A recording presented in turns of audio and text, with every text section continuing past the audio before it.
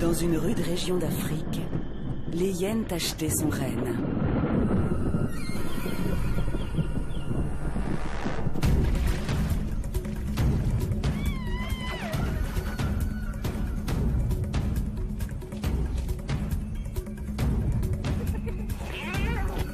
Mais dans leur royaume, un drame se noue.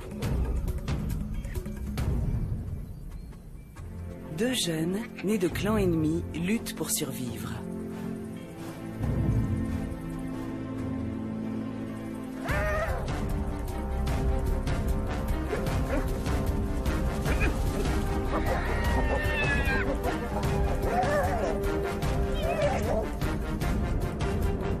Quel est leur avenir dans ce monde où les terribles reines aux crocs d'acier se font la guerre?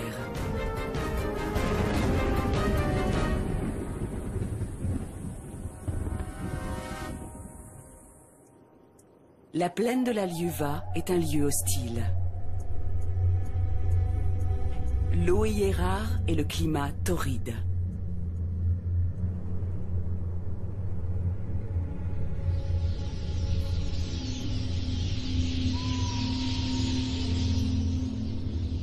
En période de pluie, les gnous affluent en masse.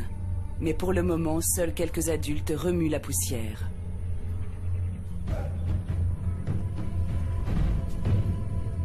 Pourtant, dans ce paysage désolé, l'un des prédateurs les plus méprisés a conquis ses lettres de noblesse. La hyène tachetée. Son instinct de survie est très développé. Rien n'arrête ses puissantes mâchoires, même pas les os. Son estomac à toute épreuve digère la viande décomposée. Cependant, dans de nombreuses régions, elle se nourrit non pas de charognes, mais de proies qu'elle chasse. Contrairement aux autres mammifères, la hyène femelle est plus grosse, plus puissante et plus agressive que le mâle. Et elle possède un organe sexuel d'aspect tout ce qu'il y a de plus masculin. Sa forme, curieusement allongée, qu'on attribuait naguère à un fort taux de testostérone, demeure inexpliquée. Au sein du clan, les femelles dominent avec à leur tête une matriarche toute puissante. Dans la guerre sans merci que se livrent les clans voisins, toute violation de territoire est cruellement punie. Dans le parc national de Liuva Plains, en Zambie, la hyène tachetée est le principal prédateur.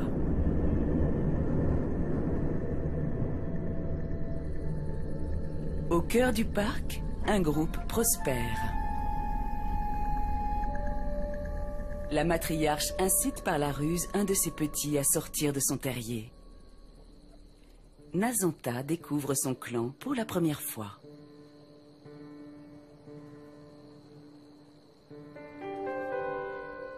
Pendant leurs 2 premières semaines, les nouveau-nés restent à l'écart du groupe.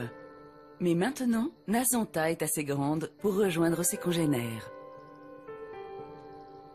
Elle lève la patte pour que les autres identifient son odeur. C'est ainsi qu'on se salue chez les hyènes.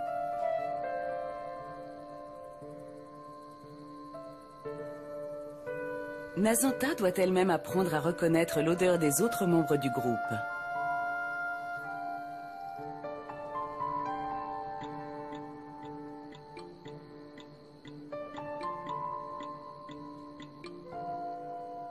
Il importe qu'elle sache qui est qui, car chaque hyène occupe un rang distinct.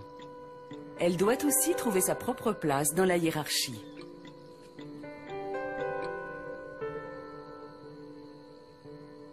Nazanta part avantagée dans la vie.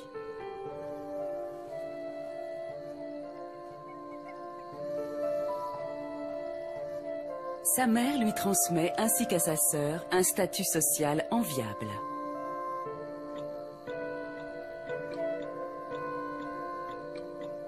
Sa position lui vaut le soutien et la protection de toutes les femelles dominantes du groupe. Personne n'ose s'en prendre à elle, ni à ses petits.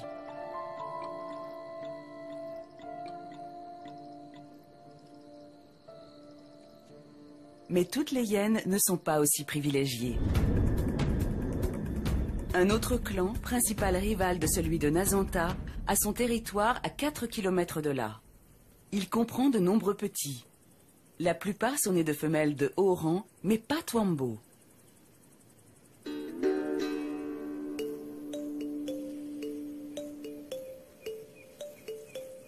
Comme Nazanta, Twambo hérite de sa mère son statut social. Mais dans son cas, ce n'est pas un avantage. Les hyènes de basse extraction servent de souffre-douleur au reste du groupe. Twambo n'échappe pas à la règle.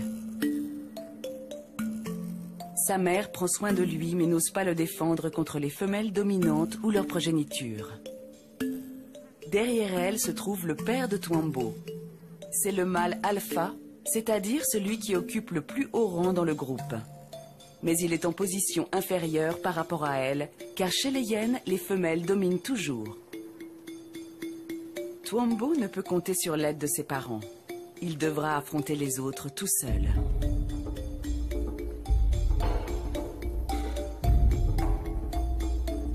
Mais pour le moment, c'est l'âge heureux. Dans leurs premières semaines, les petits s'intéressent plus au jeu qu'à leur place dans la société.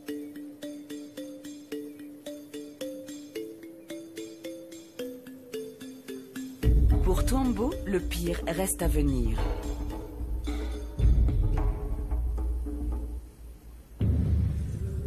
La région a connu une histoire dramatique. Pendant plus d'un siècle, le peuple Lozi a vécu dans le parc national de la Liuva, parmi la faune sauvage qu'il protégeait sur ordre de son monarque. Mais au tournant du XXIe siècle, tout a changé.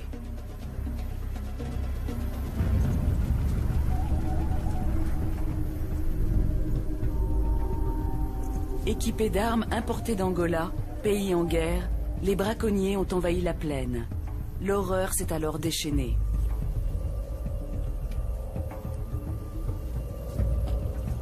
Les victimes, les lions pour leur peau et les ruminants pour leur viande. La mort a balayé la plaine. Des milliers d'animaux ont été massacrés. La faune du parc a été quasiment anéantie.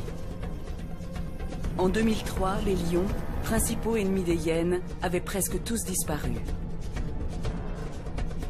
Seule une lionne a survécu. Dans la région, c'est sans doute la dernière de l'espèce. Les braconniers ont toutefois épargné les hyènes. Leur pelage tacheté en faisait un trophée peu glorieux, et leur viande n'était pas consommable. N'ayant plus à craindre les lions, les hyènes ont pris la place dominante. Mais la vie dans la plaine n'est pas toujours de tout repos.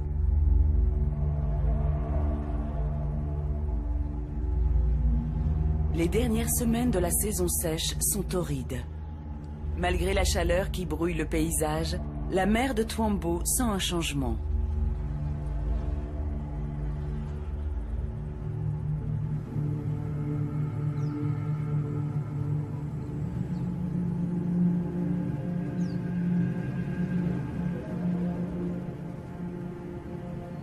Le vent s'est levé.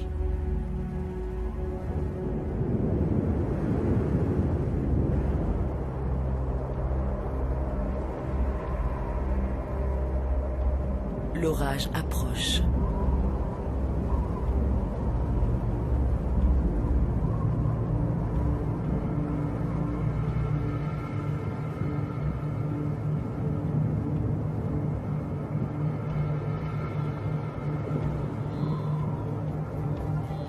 L'arrivée de la pluie met les gnous en joie.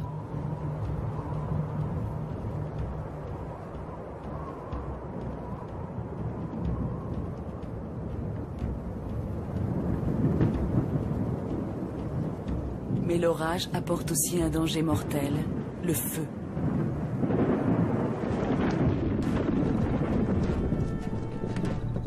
Les flammes dévorent la savane à une allure terrifiante.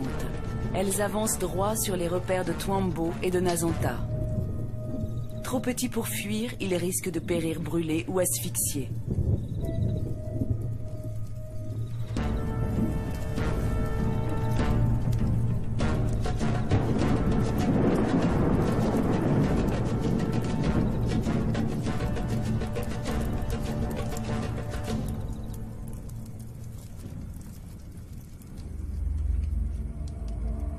Le jour se lève sur les vestiges de l'enfer.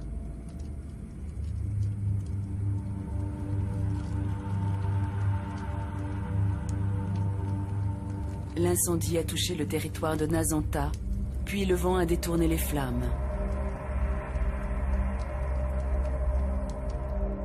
Les petits sont sains et saufs. Mais un paysage de désolation les entoure maintenant.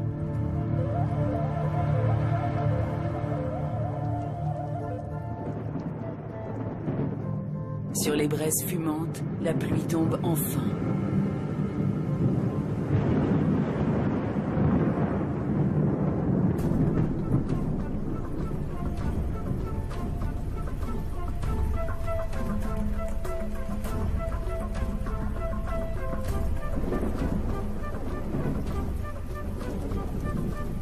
Après avoir déversé sur la plaine la fraîcheur tant attendue, l'averse provoque un phénomène spectaculaire.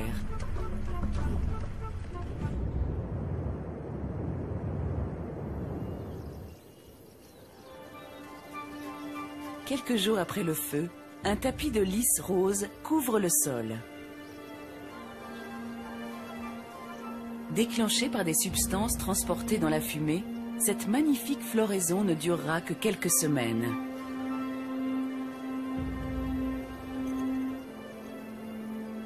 Pendant ce temps, la mère de Nazanta doit trouver à manger.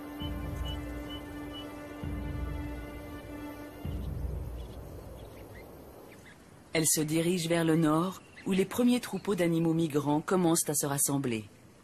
Elle laisse Nazanta dans son repère, livrée à elle-même. Le lait des hyènes est tellement riche que leurs petits peuvent survivre pendant plusieurs jours sans téter. C'est pourquoi la mère de Nazanta peut partir au loin.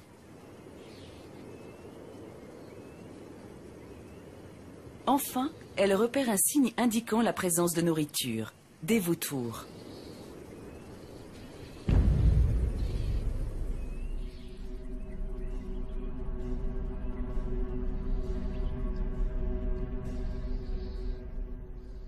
Son intuition se confirme bientôt.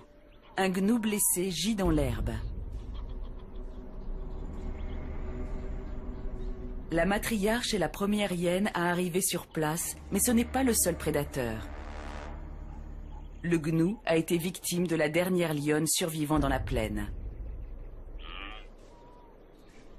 La hyène tente de s'en approcher, mais la lionne ne la laisse pas faire. Se battre avec le félin pourrait être fatal.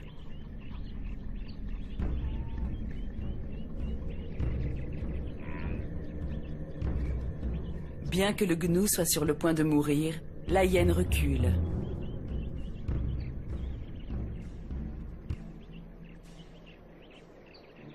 Tout aussi nerveuse, la lionne tourne autour du gnou sans passer à l'attaque. Après des années d'affrontements avec de puissants groupes de hyènes, une seule parvient à la tenir en respect.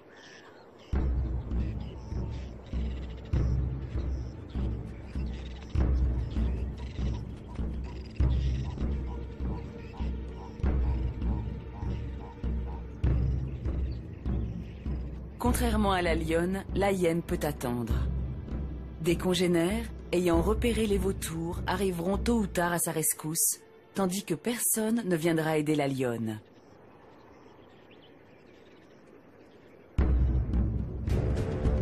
La lionne met fin au statu quo, mais la hyène l'inquiète.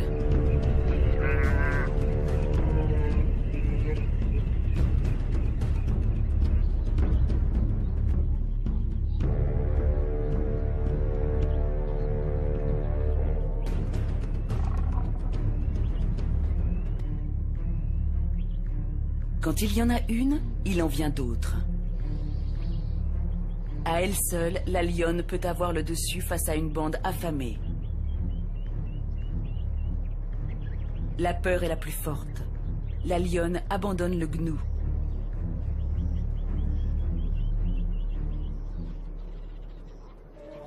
Sans qu'aucun combat n'ait eu lieu, la victoire revient à la matriarche.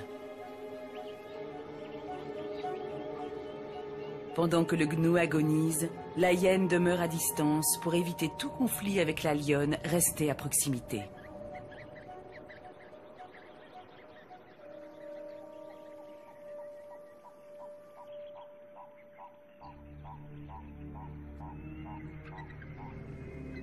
Le tournoiement des vautours, visible de loin, guide le reste du groupe vers la victime. Enfin, à la nuit tombée, c'est un vrai festin pour les hyènes.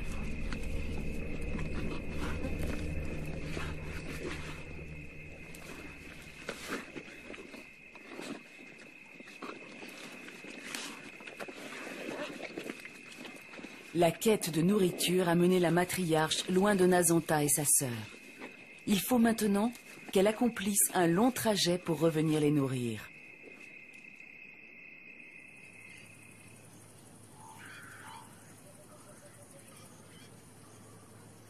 À l'aube, elle et ses congénères rejoignent leur repère.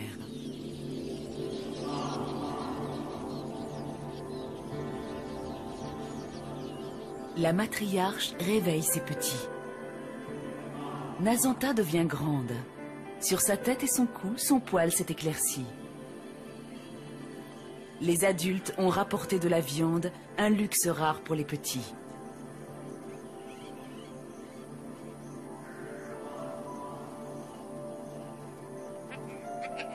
Les plus élevés sur l'échelle sociale s'accaparent la nourriture.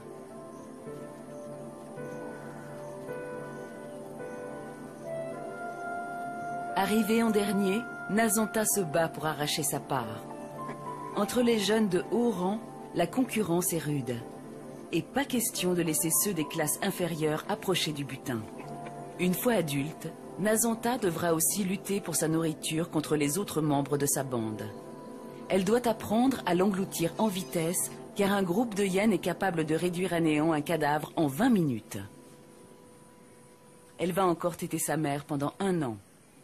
Mais elle acquiert déjà un goût pour la viande, qui fera d'elle un redoutable prédateur.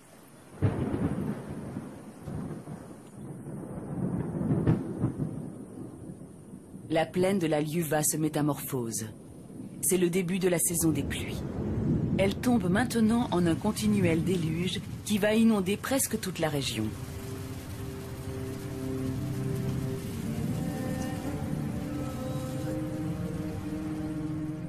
Les cuvettes poussiéreuses se transforment en marécages où la vie afflue.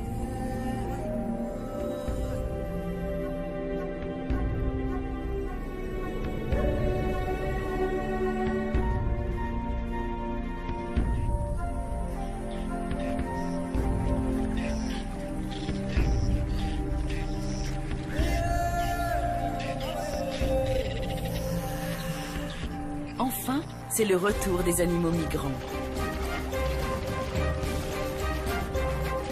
Juste à temps pour la période d'abondance, 35 000 gnous descendent dans la plaine. En nombre d'individus, c'est la deuxième plus grande migration de cette espèce dans le monde. La plupart des femelles vont mettre bas dans les semaines qui suivent.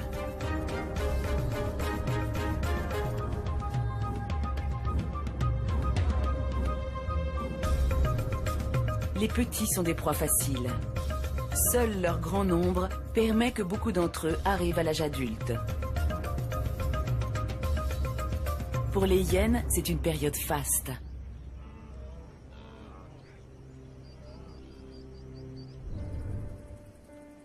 Pendant ce temps, Nazanta trouve sa place au sein du groupe. Elle dépose dans l'herbe entourant son repère une substance gluante produite par des glandes situées sous sa queue. Les adultes marquent ainsi leur territoire par leur odeur. Pour Nazanta, c'est une façon d'affirmer son rang.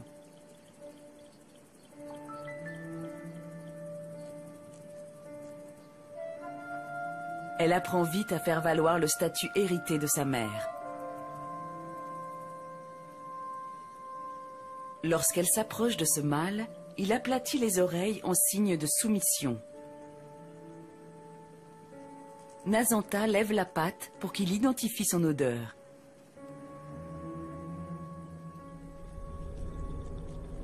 La plupart des mâles adultes sont issus d'autres groupes. Ils ont rejoint celui-ci pour trouver une femelle. En quittant leur groupe d'origine, ils ont perdu le rang qu'ils tenaient de leur mère et sont tombés en bas de la hiérarchie.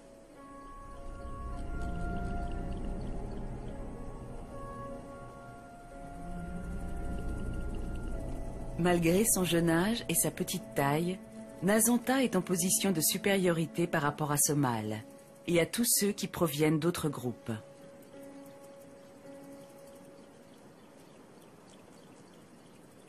Elle détient ce pouvoir grâce à l'appui de sa mère. La matriarche prend souvent la défense de Nazanta, ce qui renforce sa position dominante. Le mâle est dans une situation précaire. Pour éviter une attaque, il doit montrer une totale soumission.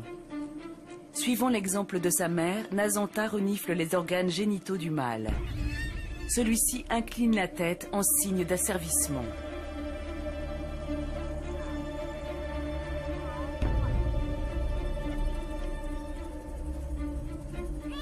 Mais les autres femelles du clan, peu convaincues, viennent participer à l'interrogatoire. Nazanta reste au milieu de l'affrontement.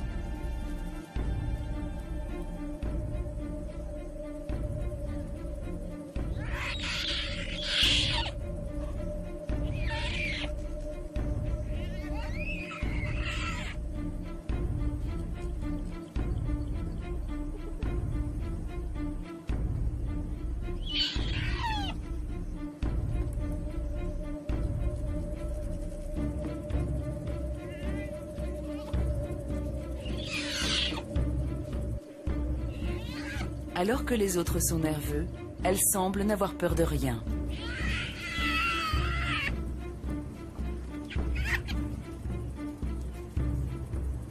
Aucun congénère n'oserait s'en prendre à elle, car elle est sous la protection de la matriarche et des autres femelles.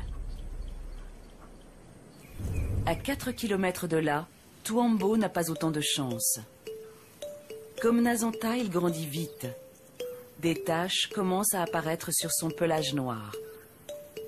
Mais il est isolé des autres petits.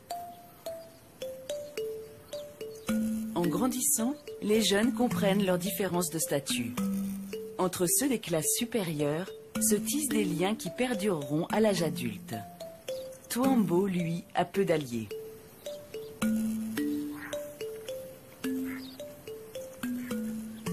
Lorsque les autres petits s'intéressent à lui, c'est pour le battre.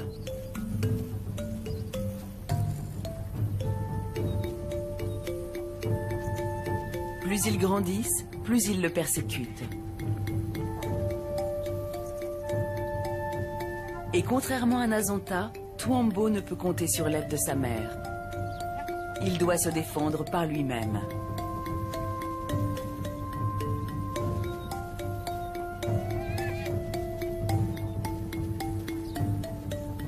Sa mère a autre chose en tête. Elle doit laisser ses petits pour aller chasser.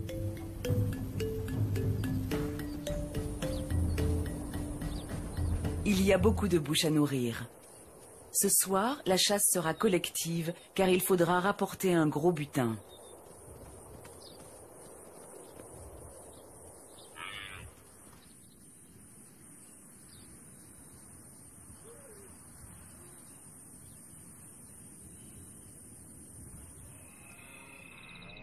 En quête de proie, le clan de Tuambo atteint la limite du territoire rival.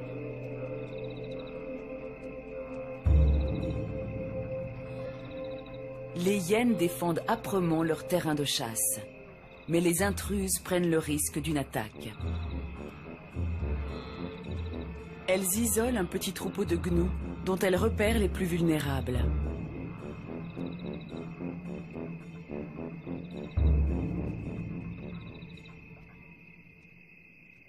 Les hyènes chargent. Paniqués, les gnous prennent la fuite.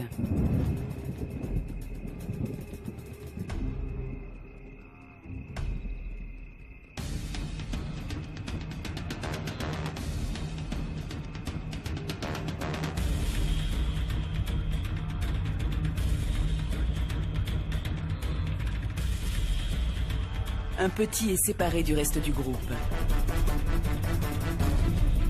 Lui et sa mère vont périr, victimes des prédateurs.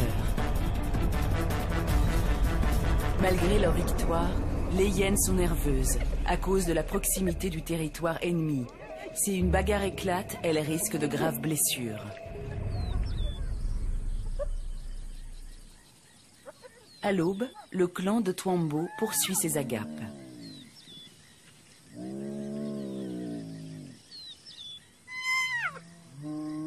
Se croyant en sécurité, les chasseuses tiennent leur position, toujours dangereusement proche du territoire ennemi.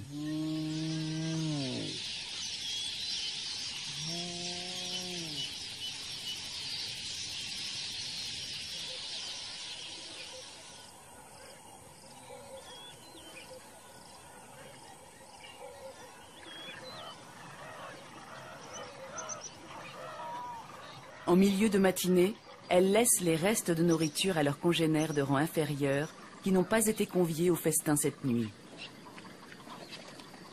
Mais la fête a duré trop longtemps. L'ennemi ne plaisante pas avec les violations de territoire.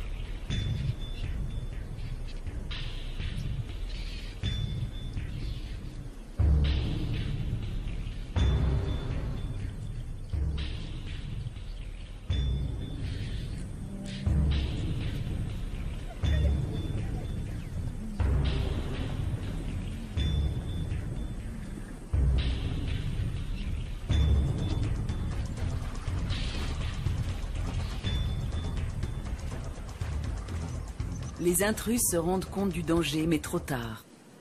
Les forces du clan opposé, réunies au complet, peuvent passer à l'attaque.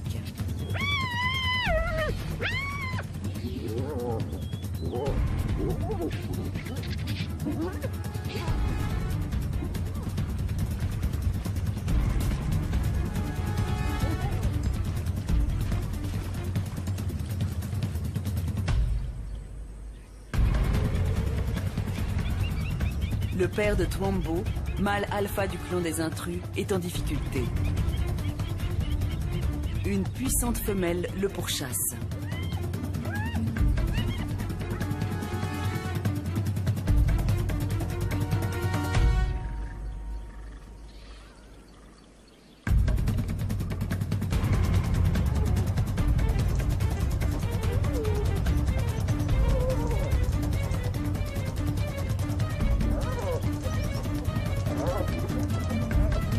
Elle l'a eu.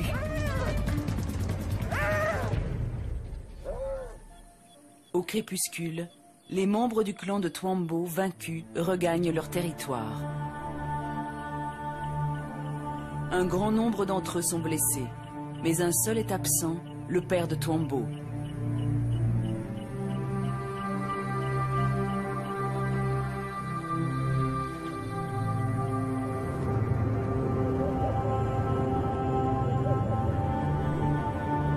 Au bout de plusieurs semaines, il réapparaît, défiguré et boiteux, mais vivant.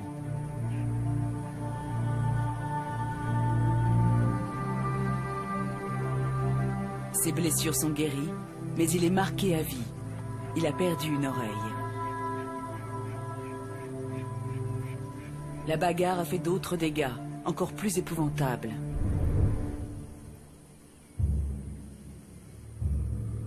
Les blessures d'un des mâles du clan de Nazanta témoignent de l'horreur du combat.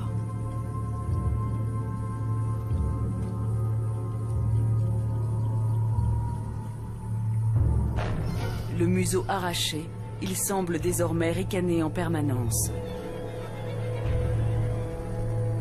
L'être humain mis à part, la hyène est l'un des animaux les plus agressifs qui soient.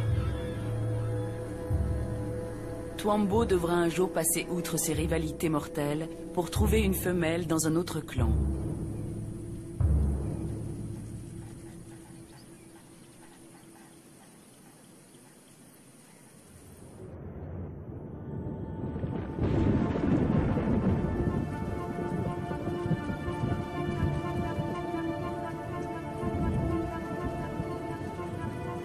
Dans les semaines qui suivent la bagarre, les pluies torrentielles se poursuivent sans cesse.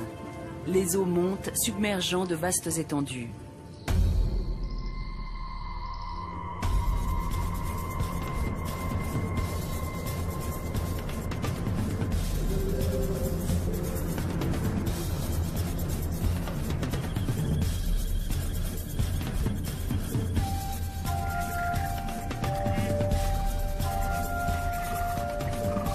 Peu de terre reste à découvert. Pour les oiseaux, c'est le paradis. mais pas pour les ruminants qui ont parfois de l'eau jusqu'au garrot.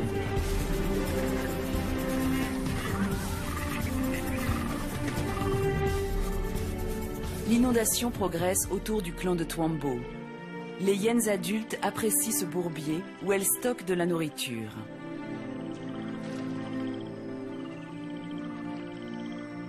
Mais les petits, qui ne savent pas aussi bien nager que leurs parents, risquent la noyade si les eaux atteignent leur tanière. Pour le moment, Twambo et les autres jeunes ne sont pas en danger, car le secteur est encore à sec. Son aspect est maintenant proche de celui d'un adulte. Son pelage noir a laissé place à une fourrure brune tachetée. Sa taille a doublé. Mais son rang inférieur lui attire toujours des ennuis. Même les plus petits le harcèlent.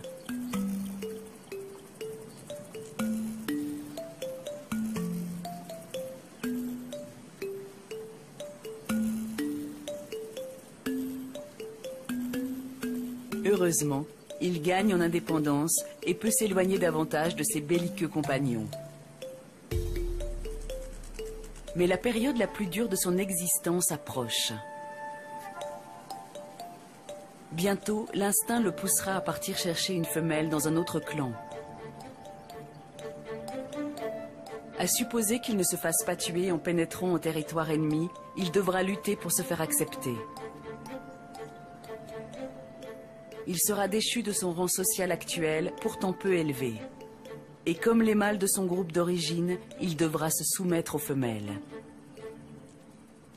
Les attaques injustifiées et l'interdiction de participer aux tueries seront son quotidien.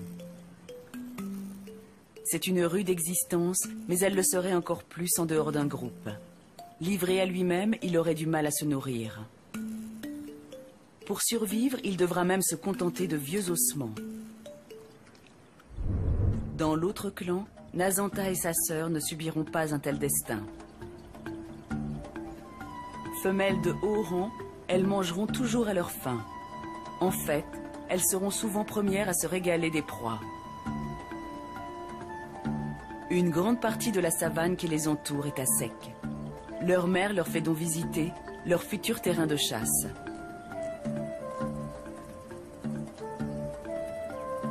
Bientôt, elles pourront l'accompagner.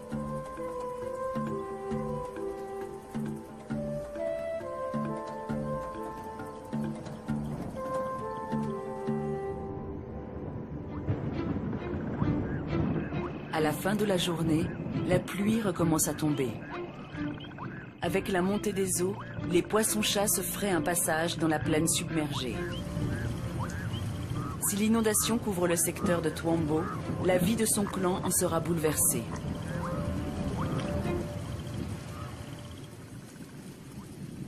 Au matin, il pleut toujours.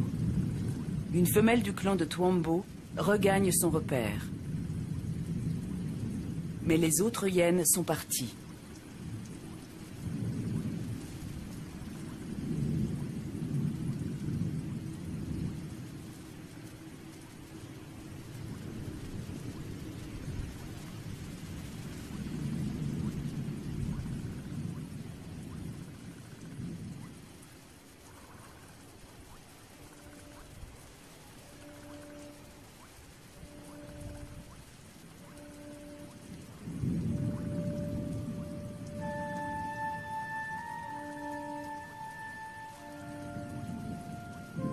Les terriers sont vides.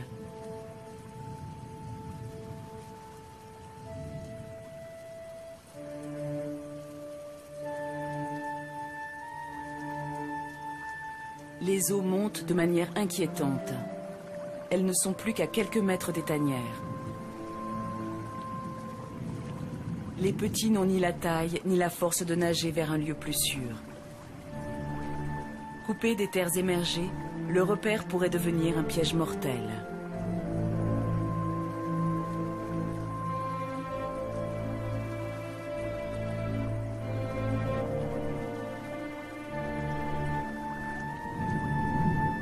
La matriarche a dû emmener les petits pendant la nuit, avant que l'inondation risque de les noyer. Mais cette femelle a été oubliée. Elle doit chercher les autres réfugiés sur la terre ferme ou tenter de survivre par ses propres moyens.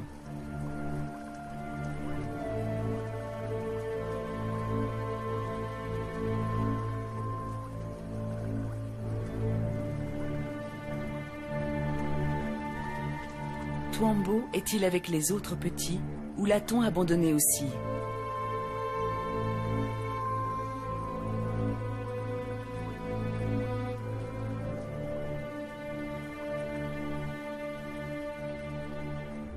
Les années passent. Le sort de Twambo et des siens demeure incertain. Les saisons sèches alternent avec les saisons des pluies qui submergent la plaine tous les ans. Nazanta, qui devient adulte, poursuit son existence privilégiée. Mais un événement inattendu survient. Un individu étranger au clan apparaît. C'est Twambo. Après avoir survécu aux inondations, il est parvenu à l'âge adulte. Maintenant seul, il cherche une compagne et un nouveau clan. C'est l'odeur d'une femelle en chaleur qui l'a attiré. Cette femelle, c'est Nazanta. Elle n'attaque pas l'intrus. Au contraire, elle veut bien de lui.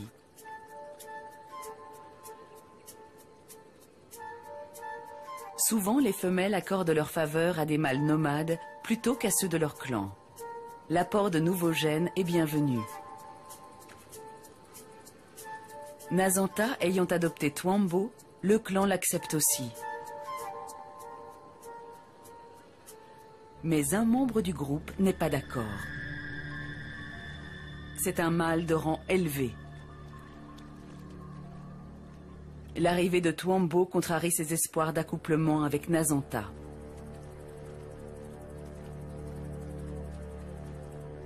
Nazanta et Twambo s'éloignent pour éviter un conflit.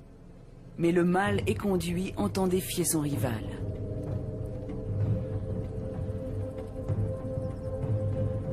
Longtemps, il les poursuit.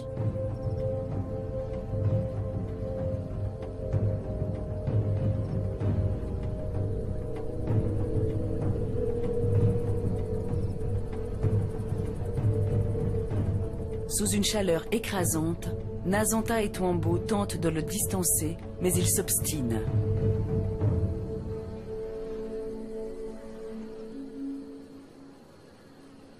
Au bout d'un véritable marathon, les deux jeunes hyènes s'accouplent enfin. Mais le rival les rattrape. Impossible de supplanter Twambo.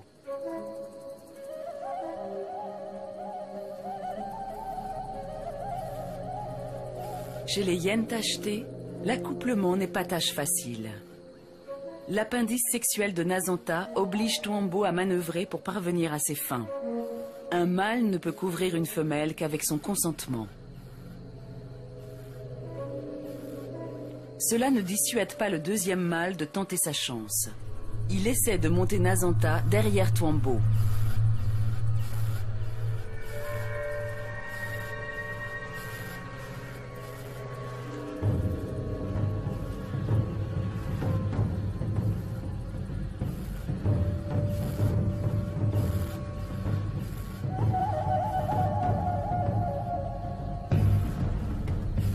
Enfin, admettant sa défaite, il laisse Twambo et Nazanta tranquilles.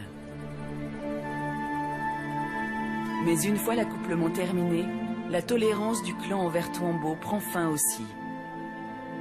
Celui-ci doit de nouveau se faire accepter.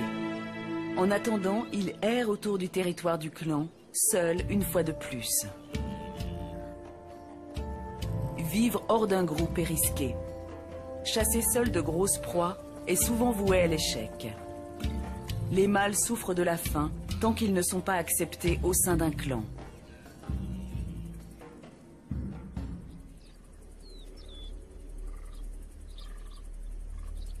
Twambo revient vers le repère de Nazanta pour tenter de se faire accepter.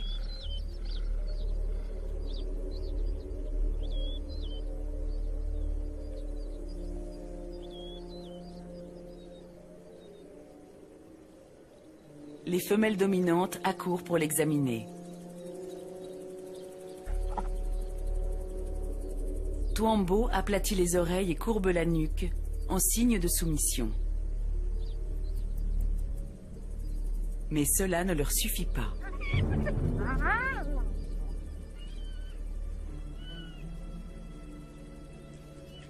Il est toujours membre d'un clan rival.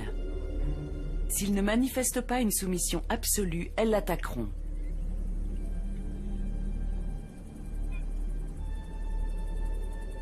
Pour se faire accepter, Tuambo doit aussi gagner la faveur de la matriarche, mère de Nazanta.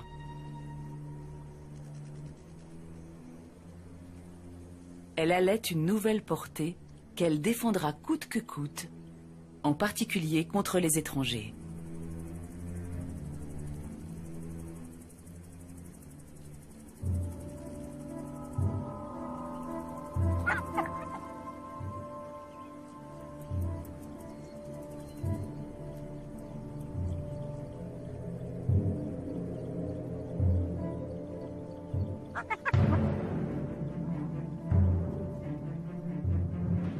Tuambo garde la tête basse pour manifester sa déférence.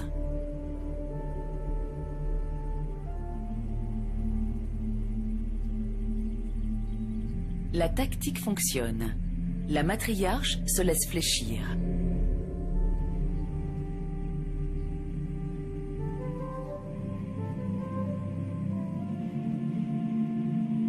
Elle l'autorise enfin à la saluer en la reniflant sous la patte.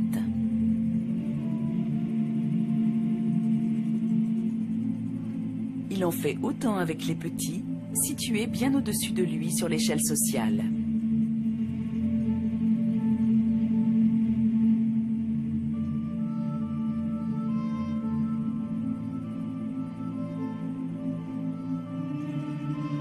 Il peut maintenant se coucher à quelques pas de la matriarche. Tuambo semble enfin accepter.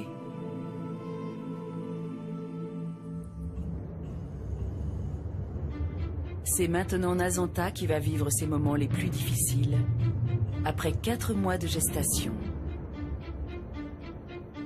L'heure est enfin arrivée. Il y a quelques jours, ses petits sont nés dans un terrier à l'écart des autres.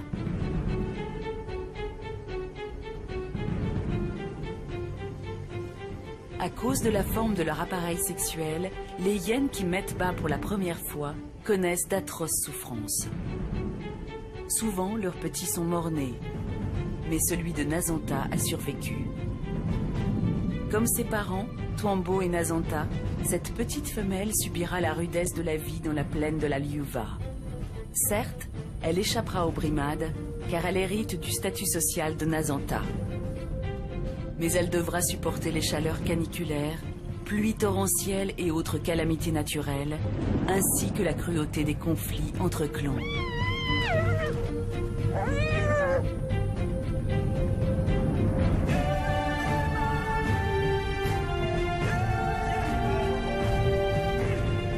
C'est la vie d'une reine au croc d'acier.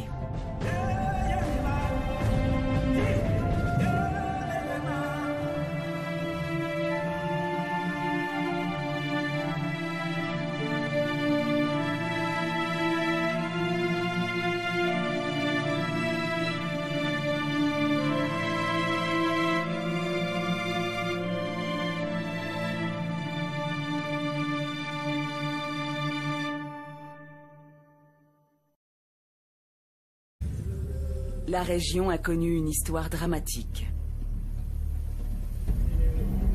Pendant plus d'un siècle, le peuple Lozi a vécu dans le parc national de la Liuva, parmi la faune sauvage qu'il protégeait sur ordre de son monarque. Mais au tournant du XXIe siècle, tout a changé.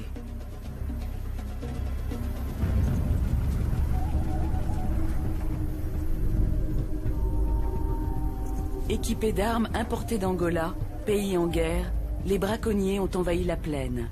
L'horreur s'est alors déchaînée.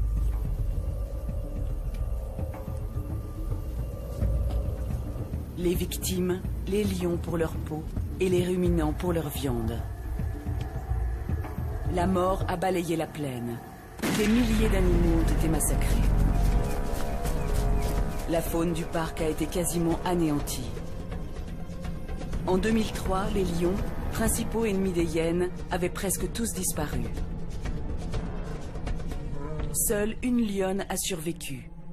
Dans la région, c'est sans doute la dernière de l'espèce. Les braconniers ont toutefois épargné les hyènes. Leur pelage tacheté en faisait un trophée peu glorieux, et leur viande n'était pas consommable. N'ayant plus à craindre les lions, les hyènes ont pris la place dominante. Mais la vie dans la plaine n'est pas toujours de tout repos. Pourtant, dans ce paysage désolé, l'un des prédateurs les plus méprisés a conquis ses lettres de noblesse. La hyène tachetée. Son instinct de survie est très développé. Rien n'arrête ses puissantes mâchoires, même pas les os. Son estomac à toute épreuve digère la viande décomposée. Cependant, dans de nombreuses régions, elle se nourrit non pas de charognes, mais de proies qu'elle chasse. Contrairement aux autres mammifères, la hyène femelle est plus grosse, plus puissante et plus agressive que le mâle. Et elle possède un organe sexuel d'aspect tout ce qu'il y a de plus masculin. Sa forme, curieusement allongée, qu'on attribuait naguère à un fort taux de testostérone, demeure inexpliquée. Au sein du clan, les femelles dominent avec à leur tête une matriarche toute puissante. Dans la guerre sans merci que se livrent les clans voisins, toute violation de territoire est cruellement punie. Dans le parc national de Liuva Plains, en Zambie, la hyène tachetée est le principal prédateur.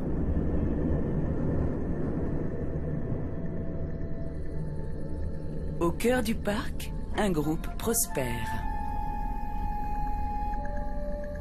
La matriarche incite par la ruse un de ses petits à sortir de son terrier. Nazanta découvre son clan pour la première fois.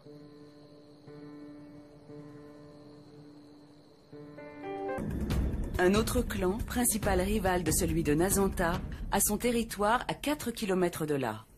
Il comprend de nombreux petits. La plupart sont nés de femelles de haut rang, mais pas Twambo.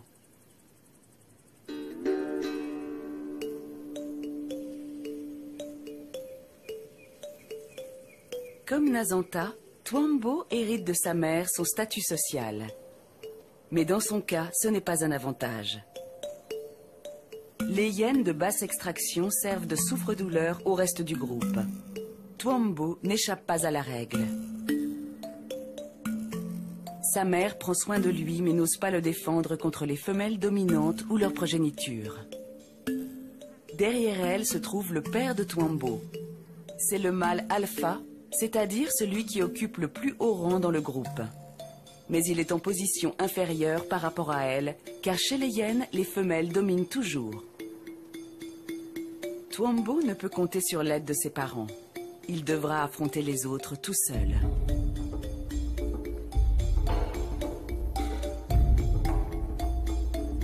Mais pour le moment, c'est l'âge heureux. Dans leurs premières semaines, les petits s'intéressent plus au jeu qu'à leur place dans la société.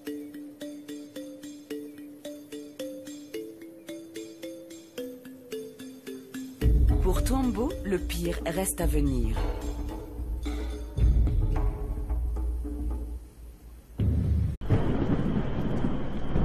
Dans une rude région d'Afrique, les hyènes tachetées sont reines.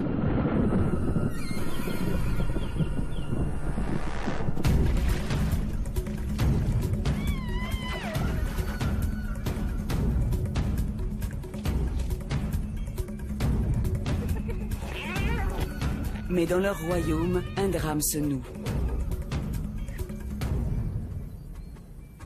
Deux jeunes, nés de clans ennemis, luttent pour survivre.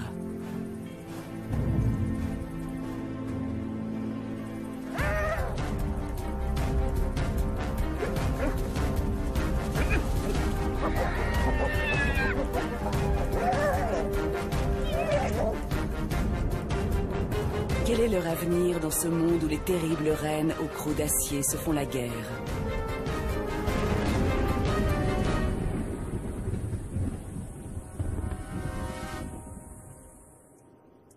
La plaine de la Liuva est un lieu hostile. L'eau y est rare et le climat torride.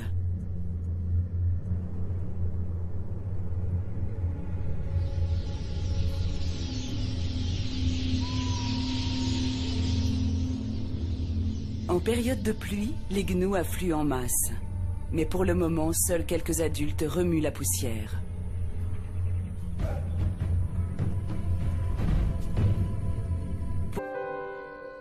Pendant leurs 2 premières semaines, les nouveau-nés restent à l'écart du groupe. Mais maintenant, Nazanta est assez grande pour rejoindre ses congénères.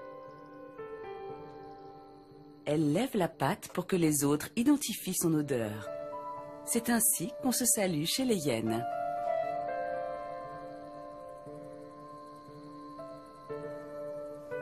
Nazanta doit elle-même apprendre à reconnaître l'odeur des autres membres du groupe.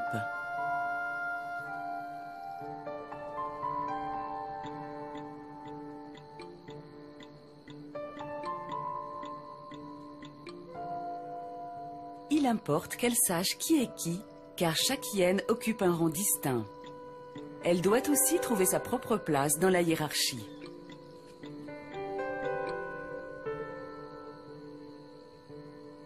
Nazanta part avantagée dans la vie.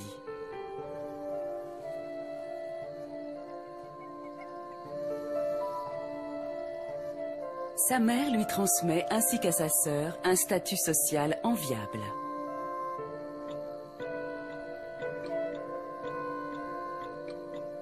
Sa position lui vaut le soutien et la protection de toutes les femelles dominantes du groupe.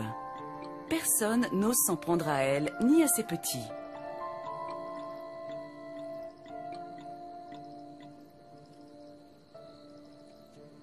Mais toutes les hyènes ne sont pas aussi privilégiées.